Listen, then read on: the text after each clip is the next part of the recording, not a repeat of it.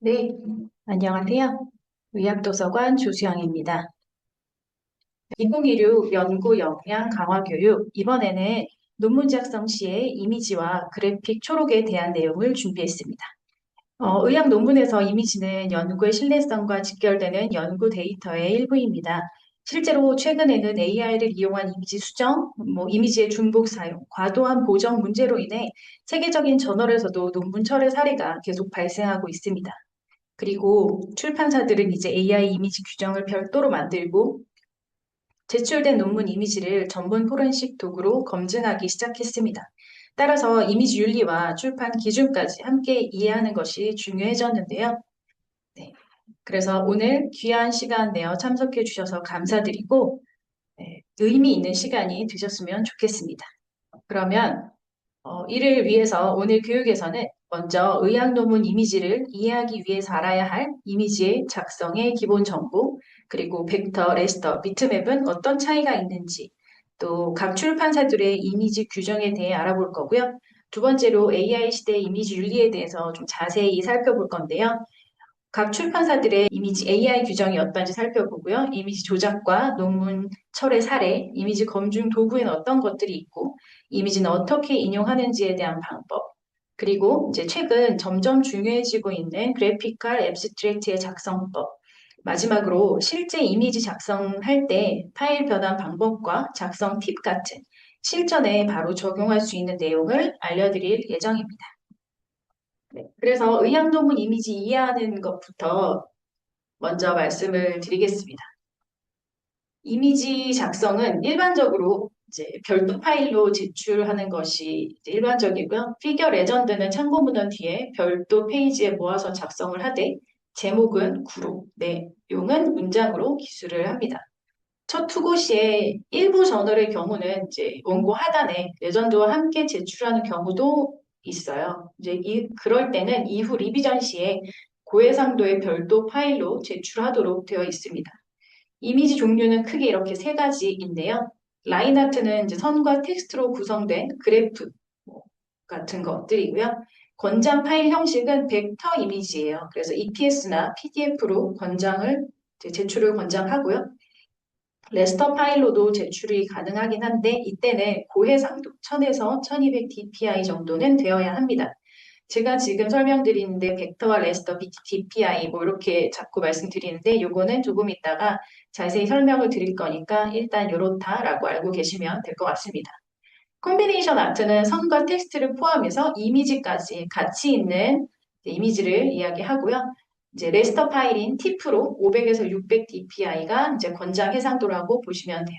그리고 하프톤, 그레이스케일, 컬러 이미지와 같은 현미경 사진이나 엑스레이, 컬러 사진 같은 경우도 TIFF로 제출하시면 되는데 최소 300 dpi는 되어야 합니다. 물론 저널에 따라 이미지의 종류에 따른 제출 가능한 파일 형식이 다르지만 일반적으로 이 정도로 이제 공통적으로 그렇다라고 알고 계시면 되고요.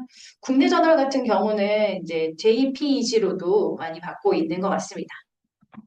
그러면 해상도 DPI, PPI란 어떤 것이냐 말씀을 드리면 닷 퍼 인치 또는 픽셀 퍼 인치로서 1인치 안에 들어가는 점의 개수예요.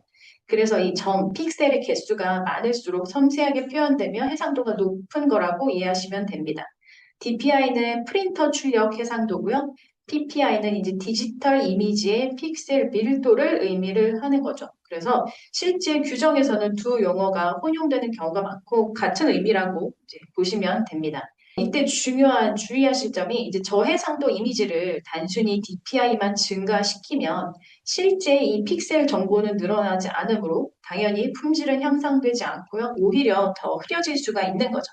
그래서 이런 경우는 고해상도의 원본이 필요한 상황이라고 보시면 돼요. 나중에 제가 뒷부분에 가면 실제 예시를 좀 보여드리도록 하겠습니다.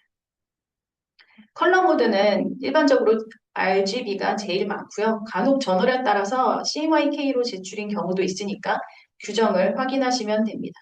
그리고 색상 정보가 없으면 그레이스케일로 저장을 해야 이제 용량이 절약이 가능하고요. RGB는 이제 레드, 그린, 블루로 이루어진 전자 출판용 이제 컬러 모드인데 겹칠수록 밝아지는 특징이 있고요. CMYK는 시안, 마젠타, 옐로우, 블랙, 블랙이 이제 키 색상이라고 해서 K인데요. 인쇄 출판용이고 겹칠수록 어두워지는 특징이 있습니다. 그레이스케일은 검은색과 흰색 사이 256가지 색 단계가 있고요. 흑백 이미지입니다. RGB를 이제 CMYK로 변환을 했을 때 색상이 이런 차이가 있습니다. 그리고 크기와 파일 용량에 대해서도 좀 알려드리면 좋을 것 같아서 정리를 해봤고요. 이 크기 같은 경우 사이즈, 폭, 와이드는 이제 레스터 이미지의 경우에 이제 해당하는 거예요. 이 원하는 이미지의 배치에 따라서 가로를 설정을 하고요. 만약에 세로로 긴 이미지라면 세로 높이에 한계가 있는지를 이제 규정해서 확인을 하시면 돼요. 일반적으로 이제 투고 규정에 크기에 대해 명시가 되어 있지 않은 것들이 좀 있어요. 그럴 때는 그냥 엘세비어 출판사의 규정에 따르시면 되는데 이 오른쪽에 논문 그림을 보시면 이제 싱글 컬럼일 때는 이제 9cm고 1.5 컬럼일 때는 14cm로 이제 폭을 설정하시면 되고 아니 나는 풀 이미지로 이 그림을 배치하고 싶다라고 하실 때는 19cm로 적용을 하시면 돼요. 이 표에 보시면 미니멀 사이즈에 이제 3cm로 되어 있죠. 그리고 39, 14, 19에서 각각 픽셀이 만약 예를 들어서 더블 컬럼에 19cm에 픽셀이 1000dpi가 되는 뭐 라인 아트다. 그렇게 했을 때 7480 픽셀이 되어야 한다라는 의미입니다. 그래서 이거는 나중에도 좀 보여드릴게요. 이 크기에 따라서 픽셀 정보가 늘어나고 줄어드는 걸 보실 수 있을 거예요.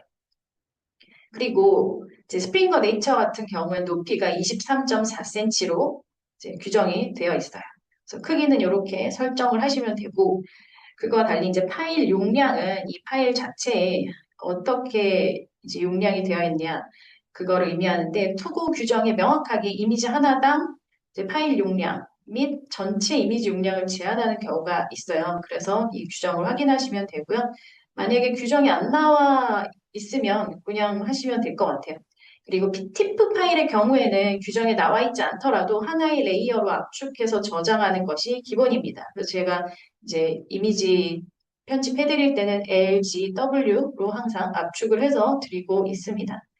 일반적으로 이제 업로드 논문 투고하실 때 업로드 시스템 스콜라원이나 에디토리얼 매니저 같은 곳에서 40MB로 이제 제한이 있더라고요. 40MB는 이제 4만 960kB다. 이걸 알고 계시면 파일 하나당 이제 몇 킬로바이트인지 확인하시면 되고 와일리어 같은 경우는 이제 이미지 하나당 10MB 이내고 토탈은 500MB 이내로 규정이 되어 있습니다. 그래서 10MB는 1240kB에 500MB는 51만 2000kB라고 알고 계시면 되고요. BMJ 같은 경우는 규정에 명확하게 나와 있어요. TIFF는 이제 싱글 레이어 플랫 파일로 저장을 이제 해야 된다. 그래서 이게 레이어들이 여러 개 있을 경우 이제 배경으로 병합을 한 다음에 LGW로 압축을 하셔서 제출을 하시면 되겠습니다.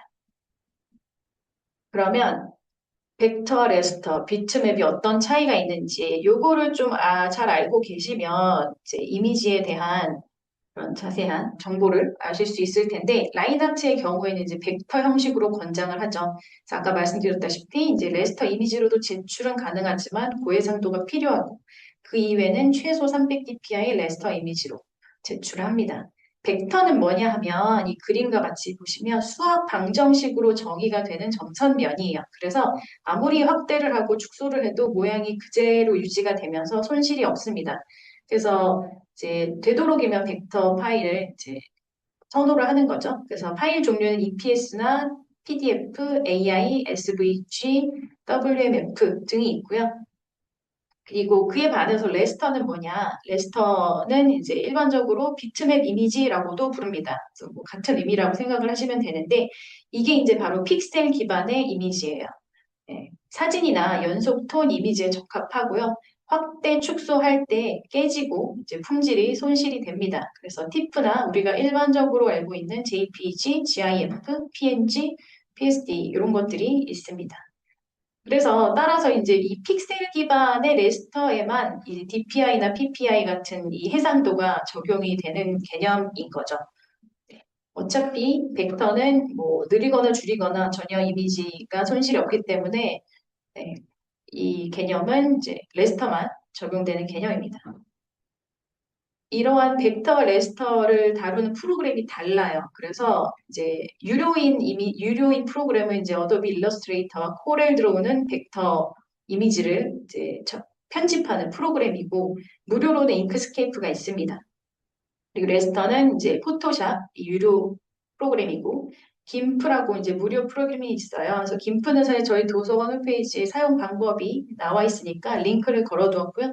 필요하시면 네, 참고하시면 되겠습니다. 제가 마지막에 이제 실전에서 제가 사용하고 있는 일러스트레이터와 포토샵에 작성하는 방법들을 알려드릴 텐데, 뭐, 유료지만 그런 것들을 한번 보시면 어차피 내용들은 비슷하기 때문에 참고가 되실 수 있을 것 같습니다. 그렇다면 각 출판사의 이미지 규정은 어떠한지 좀 정리를 해봤어요. 이런 것들을 정리해서 제가 앞단에 이제 일반적인 기준으로 말씀을 드린 거고요. 현재 이제 26년 5월 기준입니다. 제가 몇 년째 이걸 하고 있지만 이 규정은 변하지 않았어요. 네, 일단 엘세비어 보시면 EPS, PDF, TIFF 또는 PNG, JPEG 네, 포맷이 가능하고 그리고 이제 마이크로소프트 오피스도 이제 가능합니다. 이것도 제출이 가능합니다. 그래서 300, 500, 1000에서 1200 라인 아트는 이 선도 두께가 규정이 되어 있고요. 39, 14, 19cm고 파일명은 이렇게 피그1 이렇게 써라. 그래서 제가 링크를 달아두었으니까 자세한 거는 링크 들어가셔서 확인하시면 되겠습니다. 와일리 같은 경우는 밑에 이미지 그림 보시면 이렇게 자세하게 나와 있어요. 요거를 정리한 내용이고요. 라인 아트는 600에서 1000이고 EPS나 PDF로 이미지는 300에 TIFF, PNG, EPS다. 와일리는 폭이 8cm에서 18cm라서 싱글 컬럼이면 8cm, 풀 컬럼이면 18로 18cm로 적용을 하시면 돼요. 그리고 용량이 이제 규정이 되어 있고 파일명은 이렇게 저장을 해서 제출하시면 돼요. 스프링거 네이처 같은 경우도 이제 벡터 그래프는 EPS를 선호한다. 그리고 그 외에는 TIFF로 또 여기도 오피스 파일은 제출이 가능하고요.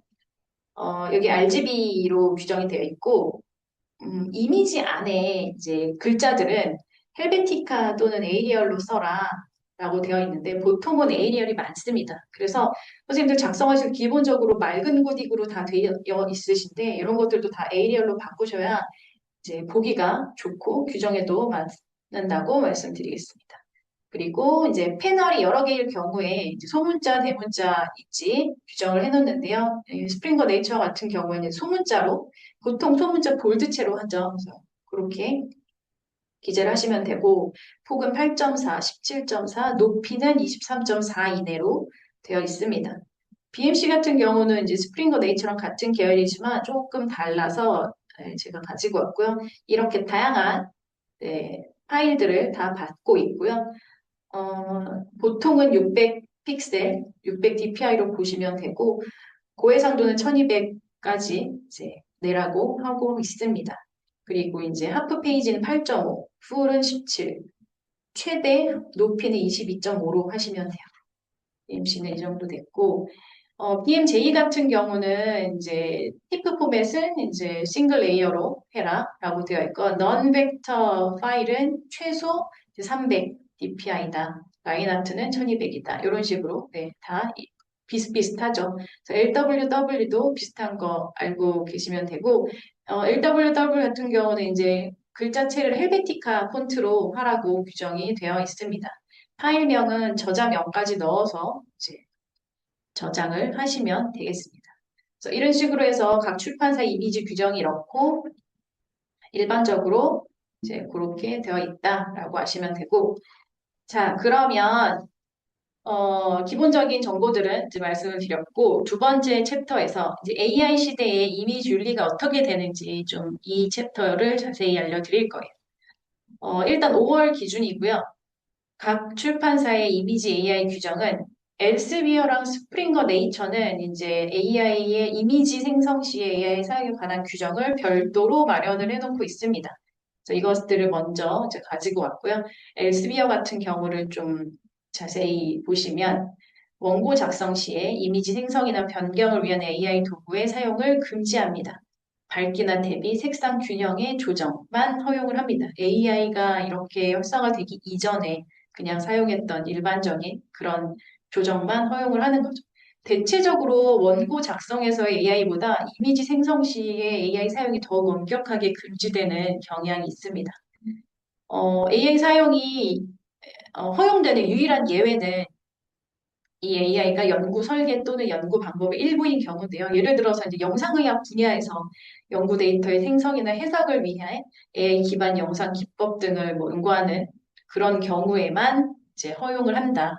하지만 이런 경우에도 메소드 섹션에서 재현 가능한 방법으로 설명을 해야 하고 어떻게 사용되었는지 모델이나 도구명, 버전, 제조사명을 포함해서 기술을 반드시 해야 합니다. 그리고 저자는 해당 소프트웨어 이용 전책을 준수하고 적절한 콘텐츠 출처 표기를 해야 하며 또한 중요한 것은 원본 이미지의 제출을 요구받을 수 있어요. 네. 그리고 그래픽 초록 제작 시에는 AI 도구 사용이 금지가 됩니다. 그런데 경우에 따라서 저널 편집자와 출판사의 사전 승인 하에 표지 이미지 제작 시 일부 도구 사용의 허용이 가능하다라고 이제 규정이 되어 있었습니다. 그리고 스프링거 네이처, BMC는 같은 이제 규정을 하고 있고요. 제가 요 옆에 링크를 걸어놨는데 원본을 가서 보실 수 있습니다. 이 스프링거 네이처 같은 경우는 AI로 생성된 이미지와 영상에 관한 법적 문제가 아직 해결되지 않았으므로 AI의 사용은 허용이 불가하고 이후 필요시에 규정이 수정될 예정이다라고 이제 되어 있었어요. 그래서 이 이미지에 대한 이 규정들이 활발히 논의가 되고 있고 점차 확대가 되고 있어서 이제 이렇게 규정에 변경될 수 있다라고 명시를 해놓은 것 같습니다. 이제 AI 사용의 예외 사항은 당사와 계약 관계를 맺고 있으며 법적으로 허용 가능한 범위 내에서 얻은 이미지, 그리고 AI 자체를 주제로 하는 논문에서 이제 직접 인용된 이미지 또는 영상이 있는데 이건 이제 개별적으로 검토가 된다라고 되어 있어요. 그리고 과학 정확성의 검증 및 특정 과학 데이터를 기반으로 개발된 생성형 AI의 사용은 허용을 하는데 단 윤리 저작권 이용 약관에 준수해야 된다. 근데 이 세 가지 모두에서 해당 이미지는 AI로 생성되었음을 명확히 표기를 해야 합니다. 그리고 이제 기존 이미지나 도표의 조작, 결합 또는 향상시키기에 비생성 러닝머신 도구를 사용하는 경우에 이제 개별 검토가 가능하도록 제출 시 관련 캡션에 공개할 것이라고 되어 있었어요. 그래서 앞으로는 사실 이게 생성형 AI를 사용했는지 비생성 러닝머신 도구를 사용했는지도 좀 구분을 해서 아마 규정이 변경될 것 같습니다. 그래서 이렇게 보면 이미지, 뭐 그래픽 초록 모두 다 이제 AI 사용이 엄격히 금지가 되면서 이제 공통점으로 단지 이제 그런 영상의학 분야 이런 AI 사용이 논문의 주요 논점일 경우는 허용이 되되 사용 방법에 대해서 자세히 공개해야 되고 원본 이미지는 반드시 보존을 하셔야 된다는 점을 주의하셨으면 좋겠습니다. 다른 것들은 어떤 식으로 되어 있는지 좀 찾아봤는데 와일리 같은 경우는 AI 규정이 따로 없지만 이미지의 무결성 규정이라고 있어요. 그래서 이거를 아마 대신해서 하는 것 같습니다. 부적절한 이미지 조작은 위조 및 변조의 한 형태이다. 단 이미지의 특정 부분에 대한 선택적 확대 또는 이제 참여자의 개인정보 보호를 위해서 편집하는 것은 허용을 하고요. 임상 및 실험실 이미지를 위한 6가지 원칙이 이제 명확히 나와 있는데 이미지 내 특성 요소의 강화, 은폐, 제거, 이동, 추가, 금지하고 밝기나 대비 조정은 이미지 전체 그리고 대조군에도 동일하게 적용을 해야 한다. 특정 영역의 강조를 위해서 다른 영역을 희생하는 과도한 조작은 금지하고요. 비선형적 조정 또는 기록 일부를 삭제한 경우는 레전드에 명시를 하게 되어 있어요. 그리고 서로 다른 겔필드 노출, 실험분의 이미지를 하나로 구성하는 것은 지양을 하되 부득이하게 합성을 했을 때는 경계선을 명확히 표기하고 레전드에 기술을 하면 됩니다. 여기서도 나와 있는 게 가공된 이미지와 원본 이미지를 함께 제출하도록 요구할 수 있다라고 되어 있어요. 그리고 와일리에서는 이제 ORI라고 해서 미국 연구윤리국에서 이미지 및 샘플 검증을 위한 포렌식 도구를 제공을 하고 있는데 이걸 한번 클릭해 볼게요. 근데 이거는 이제 포토샵을 사용했을 때 그때 네, 나오는 거더라고요. 그래서 포토샵 7 이상을 사용할 때 이제 2가지를 다운받아서 아마 무료로 이미지 검증을 할 수 있는 도구를 이렇게 제공을 하고 있는 것 같습니다. 그래서 참고하시면 될 것 같고요. 네. 그 외에 LWW나 이제 BMJ 등은 이미지 규정이 별도로 있지는 않고 AI 사용 공통 규정으로 이제 확인이 되고 있습니다. 그리고 국내 저널은 어떤지도 좀 알아보면 없는 것들도 있고 있는데 따로 명시되어 있는 것들을 보면 네오나탈 메디신 같은 경우에 제출 원고에 포함된 이미지 생성, 수정에 생성형 AI 또는 AI 보조 도구 사용은 금지하고요. 단지 이제 그런 기본적인 조정은 가능하다. 왜곡이 없는 한.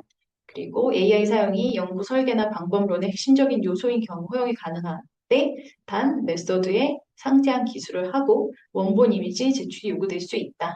그래서 이렇게 그 엘스비어랑 같은 내용이죠. 그래서 이 국내 것, 밑에 것도 마찬가지고요. 국내 것들은 이제 엘스비어의 기준을 따른다라고 보시면 되겠습니다. 네, 그러면 이미지 조작과 논문 철회 사례가 어떤 것들이 있는지 좀 찾아봤는데요. 심지어 이제 NEJM에서 지난달 말에 최근에 철회된 논문인데 이거는 이제 폐손상 환자의 기관지 캐스트 사진에서 자의 위치를 옮기기 위해서 AI 도구를 사용한 거예요. 근데 이 눈금이 비논리적으로 배열이 된 게 발견이 된 거죠. 그래서 이제 저자들이 조작을 시인하고 철회했는데 AI 도구 시 공개를 해야 하는데 이거를 모르고 공개를 안 하셨나 봐요. 네. 그리고 이제 철회 기사를 한번 보면 좀 더 크게 볼 수 있는데 한번 큰 이미지로 보여드리면 네, 이렇게 자의 위치가 1, 3, 5, 4 이렇게 좀 비논리적으로 이제 되어 있죠. 그래서 누가 봐도 이게 잘못됐다는 걸 확인할 수 있는데 그거를 놓치셨는지 그래서 그런 이유로 철회가 됐고 허피어에서 출판 직후에 이제 관련 논란이 이제 댓글이 막 달렸다고 합니다.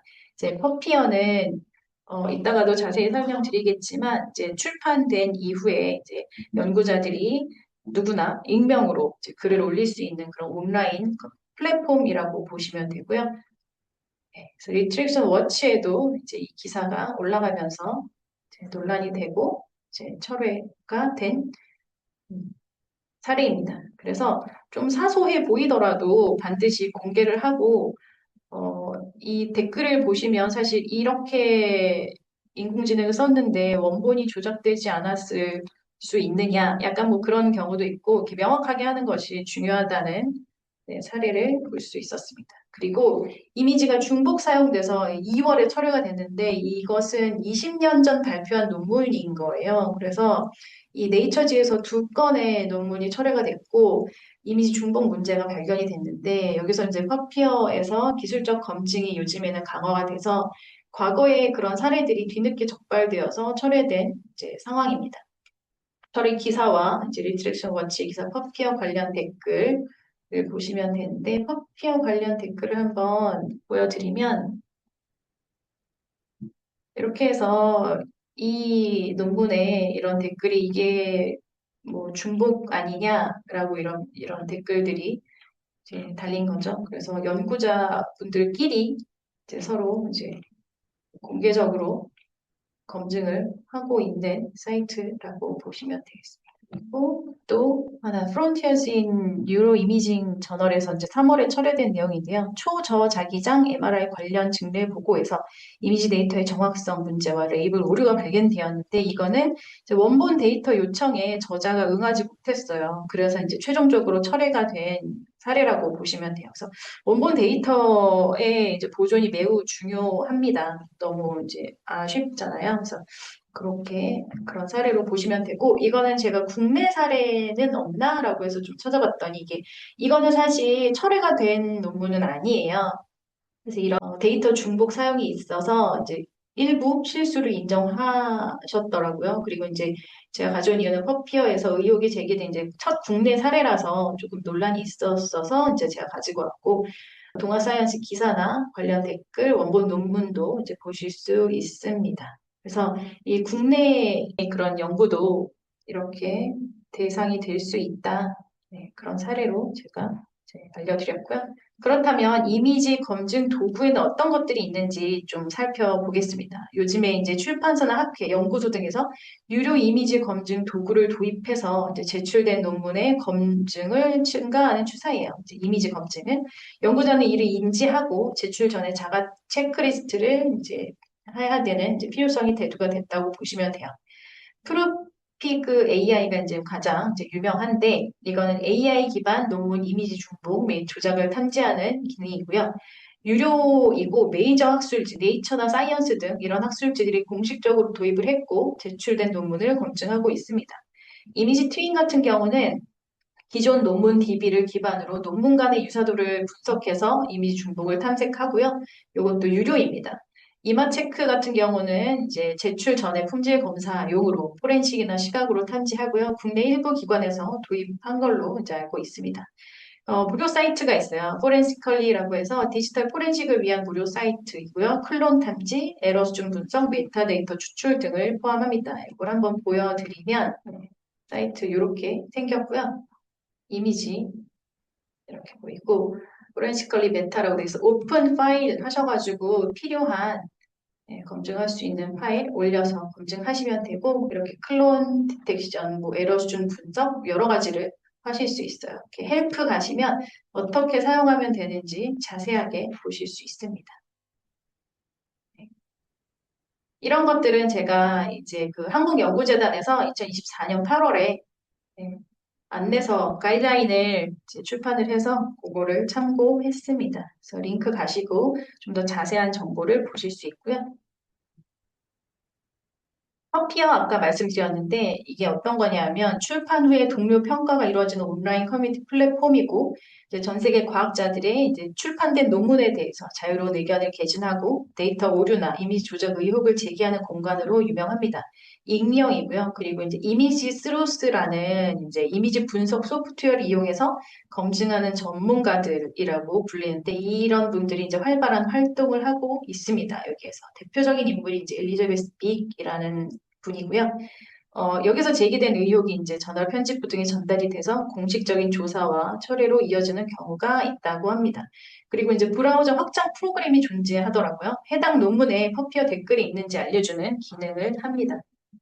엘리자베스 빅은 이제 이미지 중복 조작 탐지 분야에서 세계적으로 가장 유명한 인물 중 하나고 이제 미생물학자 출신이에요. 그래서 이분이 사이언스 인테그리티 다이제스트라는 이제 운영하는 이렇게 사이트를 운영하시고 퍼피어 활동이나 이미지 포렌식 분석하고 페이퍼 밀도 탐지를 하고 있다고 합니다. 그래서 AI 툴이 잡아내지 못하는 교묘한 이미지 조작을 포렌식 도구와 육안으로 검증해서 제 막강한 학계에 영향력을 미치고 있다. 그래서 이 사이트도 참고로 알려드리겠습니다.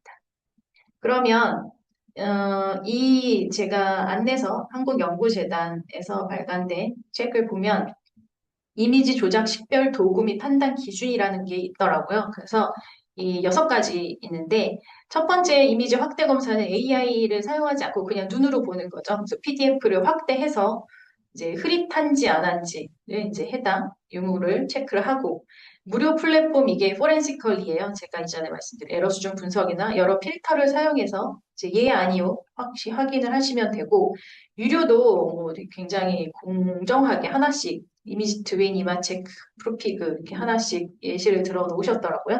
그래서 이것도 예 아니요 이렇게 해서 무료 플랫폼에서는 한 개, 그러니까 중, 이제 2개 이상은 이미지 조작 확률이 이상, 2개 이상은 상이다. 그리고 유료는 한 개 이상은 상으로 판정을 합니다. 이렇게 나와 있었습니다. 그래서 이렇게 좀 판단을 할 수 있는 기준을, 가이드라인을 좀 알려드리고요. 이미지 진실성 자가 체크리스트 연구자용이 있습니다. 그래서 요 10가지를 모두 예로 나와야 하고 이미지의 원본 자료가 있는지 이제 증빙을 연구 노트와 같이 보낼 수 있는지 실제 실험을 했는지 해상도는 적정한지 그리고 이제 AI를 이용해서 생성한 그림은 없는지 그리고 이제 요청이 없더라도 이제 유무료 이런 플랫폼을 사용해서 이미지 복제나 조작이 없다는 증빙서를 이제 제출을 할 수 있는지도 이제 물어보더라고요. 그래서 이런 거 이제 연구자분들께서 참고를 하시면 되겠습니다. 네, 그렇다면 이제 AI는 이런 식으로 이제 인용하는데 예를 들어서 이제 이미 출판된 적이 있는 이미지를 이제 사용할 경우에 이에 대한 적절한 허락과 출처 표기가 필요한데 이제 어떻게 하면 되는지에 대해서 좀 말씀을 드릴게요. 일단 이제 학술지의 경우에는 이제 각 논문 페이지에서 저작권자에게 이용 허락을 요청하는 페이지가 링크가 되어 있습니다. 그래서 제가 표와 그림 등 인용 시 저작권 허락 요청 방법에 대한 링크를 걸어 놨고요. 여기 들어가시면 이제 자세하게 이제 보실 수 있습니다. 단 이제 오픈 액세스일 경우에는 이제 이 CC 라이선스에 의해서 그냥 이제 출처는 명확히 표기해야 되지만 이용 허락은 받지 않아도 됩니다. 그래서 이용 허락을 받지 않고 그냥 써도 되는 경우는 저작권자 사후 70년 이후에 이제 저작권이 만료된 자료나 이제 퍼블릭 도메인으로 저작권이 없는 저작물 또는 국가 통계 자료 같은 것들, 그렇죠? 이런 것들은 이제 그냥 이 허락은 받지 않아도 되지만 출처는 명확히 표기해야 한다. 이렇게 보시면 되고 어떻게 표기를 하냐 하면 네, AMA 스타일로 가지고 왔는데요. adapted with permission from, reproduced with, 그리고 그 CC BY 같은 경우는 이제 출처만 표기하면 얼마든지 이제 사용이 가능하다라는 의미죠. 그래서 republished under the Creative Commons Attribution에서 이렇게 기재를 하시면 네, 됩니다. 이용하는 방법 알려드렸고, MLA에서 사실 이게 생성형 AI로 내가 그림을 생성했을 때 어떻게 이제 인용을 하냐라고 했을 때 이렇게 프롬프트는 이렇고 달리에서 23년에 오픈 AI를 사용해서 했다. 그래서 이렇게 규정을 해놓고 있어요. 그래서 인용 방법은 여기를 보시면 되고요. 이미지 같은 경우도 보시면 이제 이용 허락을 맡은 다음에 이제 표기를 하는 거죠. reprinted with permission from 누구누구누구. 그래서 이렇게 자세히 써주시면 좋죠. 카피라이트는 엘스비어가 갖고 있고 이렇게 허락을 받았다. 여기도 보시면 이제 we modified 이제 수정했습니다. 이거에 있어서 이제 퍼블리셔에서 퍼미션을 받았고 이런 식으로 이제 이미지 레전드에 설명을 하시면 되겠습니다. 네, 이렇게 해서 AI 이제 시대의 이미지 규정도까지도 알아보았고요. 이제는 세 번째 챕터로 이제 그래피컬 앱스트랙트에 대해서 좀 알아보도록 하겠습니다. 2010년 중반 이후에 의학 분야에서 그래피컬 앱스트랙트 및 비주얼 이펙트의 의학 연구, 시각화 활용이 확산이 되었죠. 그래서 텍스트보다 사실 그래픽 초록이 연구 결과를 빠르게 인식할 수 있고 이것이 유효한 논문인지의 판단에 빠르게 이제 효과적인 것으로 좀 나타나서 많은 저널들이 그래픽 초록 템플릿을 제공을 하고 있습니다. 제가 예시를 좀 갖고 왔어요. 그래서 엘스비어 같은 경우에 gastroenterology에서 이렇게 규정이 되어 있고요. 클릭하면 이제 실제 템플릿을 PPT로 받을 수 있습니다. 제가 링크를 걸어놨습니다. 보시면 글자체 ADR 20이나 16폰트고 색깔도 가능한 색깔을 해놨고 사용 가능한 이미지를 굉장히 여러 장을 제공을 해놨어요. 그래서 이런 식으로 이제 규정해서 확인하시고 하시면 되고 이미지 사이즈는 300dpi의 가로 세로 이제 5인치, 2인치의 이제 직사각형으로 이제 내라고 되어 있고요. 타입이 이제 TIFF, EPS, PDF, 파워포인트로 제출하면 됩니다. 이렇게 되어 있고 와일 같은 경우도 이제 저널버 가스트로엔테롤로지, 헤파톨로지 보시면 이제 템플릿이 나와 있고요. 이 구조 예시를 이렇게 PPT로 제공을 하고 있습니다. 여기에도 보시면 300dpi이고 이제 파워포인트로 가능하고 에이리얼이나 헬베티카를 쓰라고 되어 있습니다. 그리고 이제 보통 그래서 이 그래픽 초록 같은 경우는 파워포인트로 하시는 게 가장 좋아요. 뭐 그대로 내셔도 되고 이렇게 수정을 해서 내셔도 됩니다. 그래서 엘스비어 같은 경우는 이렇게 이런 파일을 기본적인 파일을 제공하고 있고요. 밑에는 이제 예시를 보여드리고 있습니다. 그리고 이제 CDC에서 제공하는 이 링크들은 이 엘스비어 규정에서 링크들이 여러 개 있는데 그 중에서 제가 좀 필요한 걸 있을 것 같아서 가지고 왔어요. 그래서 Preventing Chronic Disease 저널에 이제 앱스트랙트 갤러리가 있거든요. 그래서 어떻게 했는지 예시를 좀 많이 보시면 아, 내가 어떻게 해야겠다라고 구상하실 수 있을 것 같습니다. 그리고 유튜브에 어떻게 비주얼 일러스트레이터를 만드는지 이 박사가 링크를 해놓은 것을 엘스비어에서 링크를 해놔서 제가 가지고 왔고요. PPT 템플릿 네, 예시로 보여드린 이것이 제 링크 가시면 PPT를 받으실 수 있습니다.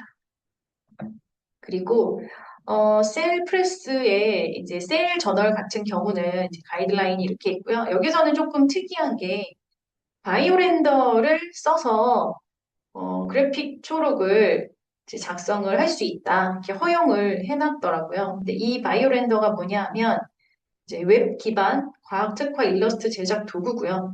이제 이거를 써서 사용은 이제 그래픽 초록을 가능하되 단 공식 템플릿의 규정은 준수하고요. 학술 출판을 위한 그런 저작권인 유료예요. 이게 필요하다라고 단서가 나와 있습니다. 무료 버전도 있긴 한데 해상도가 조금 낮을 수 있다고 합니다. 요거를 한번 가보면 네, 이런 식으로 되어 있고요. 네, 많은 자료들이 있는 것 같습니다. 그래서 필요하시면 참고하셔도 될 것 같고요. 이렇게 셀 같은 경우는 작성 예시가 굉장히 많이 되어 있어서 이런 것들 보시면 되고 실제 출판된 이 두 가지 이미지를 예시로 보여드리고 있어요. 자, 그러면 JACC 카디오바스큘러 인터벤션 같은 경우는 사실 이제 그래픽 초록은 보통 원고의 앞에 출판이 되고 있는데 이와는 달리 얘는 이제 원고의 메인 주제 부분에 위치를 하고요. 센트럴 일러스트레이션 이런 이름으로 출판이 됩니다. 그래서 실제 출판된 거 보시면 이 오른쪽에 이거는 한 페이지 크기까지 이제 허용이 된 상태고요. 논문의 주제를 그냥 그림으로 표현하는 그런 이제 방법이라고 보시면 돼요. 그래서 이렇게까지 이제 텍스트보다는 앞으로는 이렇게 그래픽으로 하는 추세가 되었다라고 이제 이해하시면 될 것 같습니다. 그래픽 초록은 네, 이렇게까지 해서 마무리를 하고요. 그 다음은 이미지 작성 실전 방법에 대해서 좀 말씀을 드릴게요. 제가 논문 작성 지원에서 이제 이미지 편집을 하고 있는데 그렇게 일러스트와 포토샵에서 어떤 식으로 하고 있는지를 조금 보여드리면 이제 다른 것들을 하시거나 할 때 좀 참고를 해서 하실 수 있을 것 같습니다. 일단 PPT에서 만드시고 그 상태에서 변환하는 방법을 좀 알려드릴게요. 그래서 제출 파일로 EPS나 PDF, TIFF, JPG 등의 제출 파일로 이미지를 변환하는 방법입니다. 그래서 일단 PPT 슬라이드에 이제 다 이미지를 작성을 하셨으면 이때 파일을 상단의 파일 내보내기에서 PDF로 만들어야 합니다. 일단은. 근데 이럴 때 주의점은 이미지가 슬라이드 내에 위치하도록 설정을 하셔야 돼요. 이제 이미지가 커서 슬라이드 배경 밖에 있으면 PDF 변환할 때 잘리게 되거든요. 네, 그래서 이거를 주의하시고 그 다음에 병합할 필요가 있을 때 이미지를 축소를 하지 않고 이미지 크기에 맞게 슬라이드 크기를 확대하시면 돼요. 이거 이따가 방법을 알려드릴게요. 이걸 이미지를 축소를 해버리면 해상도가 떨어지게 되거든요. 그래서 이 품질 유지를 위해서 배경을 늘려주시면 돼요. 병합할 때 PPT 내에서 병합해서 패널을 입력하는 게 사실 PPT가 가장 편집이 용이하거든요. 그래서 그렇게 하시는 게 좋고, 근데 단 패널별로 별도 제출을 하는 저널들도 있잖아요. 간혹 가다가. 그럴 때는 이미지 안에 패널을 입력하지 않습니다. 그냥 파일명에 1A, 1B 뭐 이런 식으로 하시면 돼요. 이렇게 PDF로 변환을 했다. 이제 거기까지 하시고, 벡터 이미지로 변환이 필요할 때 EPS나 PDF, 그러니까 라인아트나 그래프 같은 경우에는 벡터 프로그램을 써서 이제 일러스트나 인크스케이프 같은 걸로 PDF를 엽니다. 열어서 아트보드 툴을 사용해서 배경을 자르는데 PPT를 PDF로 했을 때는 이 배경이 크거든요. 그래서 이미지만 저장이 되도록 이제 이미지에 맞게 이제 배경을 축소하시면 돼요. 그래서 이렇게 모서리를 조절을 해서 이제 배경을 저장하면 되고 이거를 확대해 보는 거죠. 컨트롤 누르고 플러스 계속 눌러서 깨지지 않는다. 그러면 이제 해상도가 좋은 거예요. 그래서 이렇게 되면 EPS 파일로 저장을 하고 PDF로도 저장을 합니다. PDF로 저장을 하는 이유는 이제 벡터 프로그램에서 PDF를 제출하면 이렇게 변환을 하면 고품질의 이미지를 얻을 수 있어요. 이따가 또 설명을 드리겠습니다. 그래서 배경을 잡을 때는 이제 모서리 조정 박스를 이용해서 딱 이미지에 맞도록 축소하고 ESC를 누르면 이제 적용이 됩니다. 이제 벡터는 좀 간단한데 레스터 이미지로 변환을 할 때는 이것저것 좀 설정할 것들이 많습니다. 레스터 이미지 TIFF나 JPEG로 변환을 할 때는 컬러 이미지나 하프톤, 엑스레이 이미지 등을 의미하는 거고요. 이럴 때는 이제 레스터 파일 편집 프로그램인 포토샵이나 김프 등으로 이제 PDF를 열어요. 그래서 이렇게 연 다음에 자르기 툴을 이용해서 얘도 마찬가지로 이미지만 저장이 되도록 축소를 하고 엔터 키를 누르면 이제 적용이 됩니다. 그 다음에 이제 규정에 따른 폭이나 해상도를 설정하는데 상단 이미지의 이미지 크기에 가셔가지고 일반적으로 뭐 9, 14, 19 중에 선택하여 설정을 하는데 이 단위를 잘 보셔야 돼요. 규정에 따라서 인치인 경우도 있으니까 이 단위를 설정을 하셔서 확인을 하면 되고 해상도도 300, 600, 1200 중에 선택해서 설정을 하면 됩니다. 설정을 하되 중요한 점은 여기가 미리 보기 창이에요. 그래서 미리 보기 창은 100%로 보게 되어 있어요. 그래서 지금 이 상태는 해상도 괜찮죠. 이 이미지가 300으로 했을 때 괜찮습니다. 그래서 이렇게 미리 보기 창에서 만약에 품질이 떨어진다면 이제 고해상도의 원본이 필요한 상황입니다. 어떤 상황이냐면 이렇게 예시를 보여드릴게요. 원본 열었을 때 해상도가 72밖에 안 되죠. 그리고 폭이 21.17이에요. 21이면 굉장히 작아서 해상도가 만약에 이렇게 70여밖에 안 되는데 폭이 어마어마하게 크다. 500, 막 이렇게 크다. 뭐 50 이상? 뭐 그 정도 되면은 이렇게 변환을 했을 때도 다행히 그것보다는 이렇게 떨어지진 않거든요.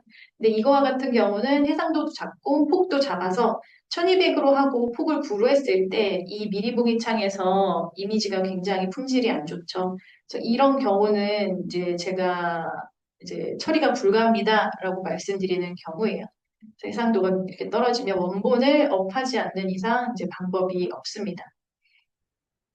그리고 아까 말씀드릴 거, 네, 여기에서 이걸 놓쳤는데 1063 픽셀이에요. 그래서 300 dpi에 9cm는 이 1063 픽셀이 있다. 아까 엘스비어의 그 기준에서 보면 이렇게 나와 있을 거예요. 그래서 이렇게 그 규정을 픽셀로도 확인하실 수 있고요. 그래서 이렇게 고해상도의 원본이 필요한 상태는 이런 상태다라고 하시면 되고, 그 다음에 이제 컬러 모드를 설정하죠. 그래서 이미지의 모드에 회색, 음영, RGB, CMYK 선택하시면 되고, 배경으로 병합을 하셔야 합니다. 그래서 레이어가 있을 때 레이어 창에서 오른쪽 상단에 배경으로 이미지를 병합을 하시면 되고, 저장할 때 TIFF로 저장 시에는 LGW를 선택을 하셔서 저장을 하시면 됩니다. 네, 그리고 해상도를 확인하는 방법을 좀 말씀을 드릴 거예요. 이거는 사실 어떤 프로그램이든지 상관이 없어요. 어떤 이미지 프로그램을 열어서 100%로 조절을 하셔야 돼요. 그냥 보면 안 되고 100%로 모아서 선명한지를 확인을 하셔야 되는 거예요. 선생님들이 가끔 물어보시는 게 해상도 좋은 것 같은데 왜 그렇죠? 라고 이제 문의를 하시더라고요. 근데 이거를 100%로 확인을 하셔야 한다는 점을 알려드립니다. 그리고 이때 이제 픽셀이 깨져서 이제 잘 선명하지 않다. 그렇다면 이제 자료를 만든 프로그램에서 벡터 이미지로 이제 추출하는 과정이 필요한 상태라고 보시면 돼요. 혹시 이제 레스터 이미지만 있으면 크기를 매우 크게 저장해야 해상도에 도움이 되고요. 그리고 또 말씀드릴 거는 벡터로 만든 PDF와 레스터로 만든 PDF는 굉장히 다릅니다. 차이가 나요. 예, PDF는 컨테이너 형식이므로 내부 컨텐츠가 벡터인지 레스터인지에 따라 품질의 차이가 발생한다. 이 이미지를 보시면 800%로 계속 이제 확대를 했을 때 품질 손상이 없으면 벡터 이제 PDF고요. 계속 이제 확대할수록 품질이 저하된다면 레스터로 만든 거라서 같은 PDF라도 벡터 PDF로 제출하시는 것이 더 좋겠죠. 그래서 이 차이가 있다라고 말씀드리고 이렇게 해상도가 안 좋을 때 고해상도의 벡터 파일로 추출하는 방법을 좀 말씀을 드릴게요. 원본 자료를 만든 프로그램에서 이제 벡터 이미지로 반출이 필수인데 이렇게 반출한 이미지는 PPT로 불러와서 필요시에 편집이 가능합니다. 근데 이제 아까 말씀드렸다시피 레스터로만 반출이 가능하면 최대한 크기를 크게 해서 반출하시면 돼요. 엑셀에서 작성할 때 규정에 맞는 뭐 이렇게 뭐 다 수정을 하시고 PPT에서 슬라이드 크기를 먼저 조정을 한 다음에 원본 서식을 유지해서 붙여 넣기를 하시면 되고요. 네, 그 이후에 편집하시면 돼요. 자세한 방법은 링크를 걸어놨으니까 필요할 때 보시면 되고 SPSS에서 그래프를 작성했을 때 작성을 한 다음에 선택하여 복사를 할 때 메타 파일로 저장을 하시는 거죠. WMF, EMF 이런 걸로 저장을 하시고 PPT에서 이제 붙여넣기를 선택해서 붙여넣기를 하시는 거예요. 그때 이제 그냥 하지 마시고 확장 메타 파일로 저장을 하시면 됩니다. 그렇게 하고 나서 이제 그룹 해제를 해서 편집이 가능하도록 이제 PPT에서 편집을 하시고 네, 그 다음에 뭐 PDF로 변환해서 네, 이용하시면 되겠습니다. 이것도 자세한 네, 방법은 링크를 걸어놨으니 확인하시면 되고요. 네, 마지막이네요. 이렇게 PPT의 슬라이드 크기 조절이 필요한 시점이 있어요. 그래서 아까 처음 저기서 말씀드렸다시피 이미지가 커서 슬라이드 배경 밖에 있는 경우, 그리고 병합이 필요할 때 슬라이드가 작을 경우, 그래서 이거를 배경을 크게 하려면 디자인의 슬라이드 크기에 사용자 지정 슬라이드 크기에 가셔서 너비와 높이를 설정을 하시고 맞춤 확인을 누르셔야 됩니다. 이때 이제 이미지 세부적인 부분들이 이동이 될 수 있어요. 그래서 반드시 확인해서 수정하는 작업이 필요합니다. 네. 그래서 이렇게 이제 이미지 작성할 때 변환하는 방법, 또 다양한 이제 팁들 제가 말씀을 드렸고요. 네, 여기까지 이제 제가 준비한 내용입니다. 그리고 이제 혹시 질문사항 있으면 오늘은 시간 관계상 질문을 받을 수는 없을 것 같고요. 저한테 개인적으로 뭐 메일이나 뭐 전화나 웍스나 얼마든지 연락하시면 제가 최대한 알려드리도록 하겠습니다. 저희 도서 홈페이지 정보원 안내 몇 가지 하고 이제 마무리를 하도록 하겠습니다. 연구지원 가이드 보시면 저희 여러 가지 연구평가 지표나 논문 작성법, 논문 작성 관련 정보나 참고 정보원, 그리고 APC 지원에 관한 내용들 나와 있고요. 그리고 엔드노트 사용하실 때 Q&A와 이용 매뉴얼 같은 것들 홈페이지에서 보실 수 있고요. 오늘 한 교육 자료는 제 연구지원의 이용 교육 자료에 있습니다. 매달 하는 교육들 이제 달력에서 보시면 되고요. 오늘 한 교육도 유튜브에 올라갈 예정이니까 네, 이전에 교육했던 것들도 참고로 이제 보시면 되겠습니다. 연구의 시작과 완성을 함께하는 파트너로서 네, 저희 도서관에 어떤 문의든 언제든지 환영이니까요. 네, 연구하실 때 궁금한 거나 좀 잘 모르는 것들 언제든지 문의해 주시기 바랍니다. 오늘 긴 시간 동안 함께 해주셔서 감사드리고요. 네, 좋은 오후 되시기 바라겠습니다. 감사합니다.